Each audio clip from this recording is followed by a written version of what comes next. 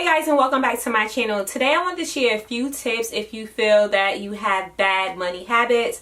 I know for myself, I am still on this journey. I'm sharing with you guys tips that is working for me so far. If you follow me on my blog, I'm always sharing money saving tips. Follow me on social media. You know, I always try to share just some very helpful tips if you have bad money habits or spending habits. So without further ado, let's get started. So my first tip is to just deal with one habit at a time. And I know we want to just conquer everything, but it takes a while to get used to a habit that you create. You used to go into Target, and every time you go to Target, what's on your list is maybe 2 or 3 items. You walk out with a cart full of items. Don't be so hard on yourself. It takes time to go into Target. I'm just using Target as an example because I know Target is like one of my triggers. It's one of, it's a happy place for me. So if you go into whatever store, whatever is your trigger, even if it's the mall, booking vacations, whatever it is, know that don't just be so hard on yourself the first time. It really does take a while to actually no longer have that habit. And I'm always just deal with one habit at a time. Maybe it's Target, maybe it's booking trips, maybe it's helping people deal with that one habit at a time. And then as you get better with that one habit, check it off your list. And also make sure that you celebrate, because I feel like a lot of times we're so hard on ourselves with the habits that we have, especially when it comes to spending money. And then when we, maybe celebrating is having some alone time, maybe it's just going to the store and window shopping, whatever, create a list of rewards for yourself. And they don't have to be monetary rewards. Create a list of rewards for yourself that once you tackle that habit, that you will have that goal waiting for you, or that prize waiting for you at the end of accomplishing it. And what I was saying before is like knowing your triggers. Like I said, for me, I know Target is a trigger for me. It took me a while, and I still struggle. So I'm not, this being 100% honest with you guys. It took me a while to go into Target and to walk out with the items that I need. And what worked for me and what has continued to work for me is, even if I see an item, sometimes I'll pick it up and I'll walk around the store with it, and then I'll bring it right back where I found it at. Sometimes it really takes a moment to really process what you're doing, because I know for me, I'm like, I'll just buy it and not really think twice of it, not really walk through the store. Because if you are a shopaholic, sometimes it takes to really process what you're doing. And if you're an online shopper, keep it in your basket and don't check out. Think about it 24 hours before making a purchase, because a lot of times you really need to sleep on it and not be so happy or trigger happy to purchase the item or just go straight to checkout. I like to walk around the store with the item and really process it. Do I need it? Is it a want? Can I find it for a better deal? Am I buying it because of the price? Because a lot of times you're at the store or you see something and it's 90% off or 70% off, and automatically you feel like you need it, or you can find a reason for it, or maybe you can gift it for someone. So really think about it and process. If you need it, should you buy it? Is it a want or a need? Or is it going to cause more harm than good? Because sometimes you bring those items in your home and it just adds to clutter. It adds to stress. It's something that you can afford. So now you're stressing out trying to figure out how you're going to pay this bill. So just really think about it and process it. Something else is just finding motivation. I know for me, especially during the holidays or once it's warm out, I don't travel as much, but I struggled this year not being able to be on vacation during the holiday.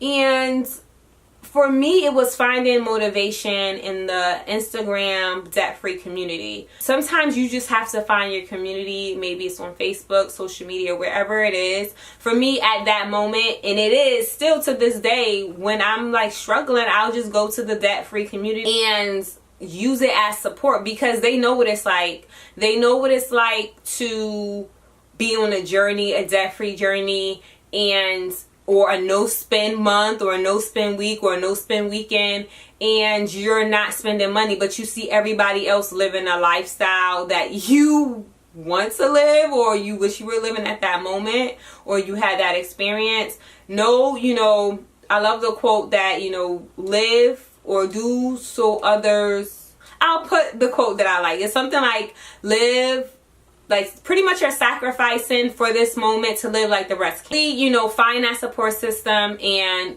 even if it's YouTube, watch YouTube videos, because you're not the only one that's going through this. Even if you're not on a debt-free journey, but your first step to actually move into the next chapter of your life is controlling your spending habits, or controlling the habits that, like I was saying, just to piggyback, finding a support group, because there are plenty of support groups out there. If it's physical in your community or it's online, find a support group, find people that know what you're going through. The biggest lesson that I've learned to dealing with bad habits, money habits, is learning how to say no. I want to say, I wish I knew the year. It could have been 2015, 2016. I learned that I had to say no to people, and I want to see people doing great. I want to see people living the best life that they can possibly live, and learning how to say no. And it's hard. I have a teenage child. To have all these bad money habits up until him becoming a teenager is very difficult for me. And I see like a lot of people that are on like a debt-free journey, they either have really small kids or they don't have any kids at all. So I kind of feel like a teenager, he isn't the issue. It was more so learning how to say no to friends and family.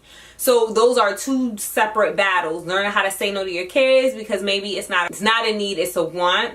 So teaching that to my child. And then also family, learning how to say no to family was like an eye-opener to me. Just sitting down, going over my finances, and seeing that a lot of the debt that I was accumulating was helping people out. And sometimes you are enabler and you don't even see it. If somebody needs to borrow $20 or they need $20, and that's a lot of money. Every time you're helping somebody else out, or maybe they need gas, they have to learn how to stand on their own. And a lot of times you're being an enabler instead of actually helping them. So learn how to say no.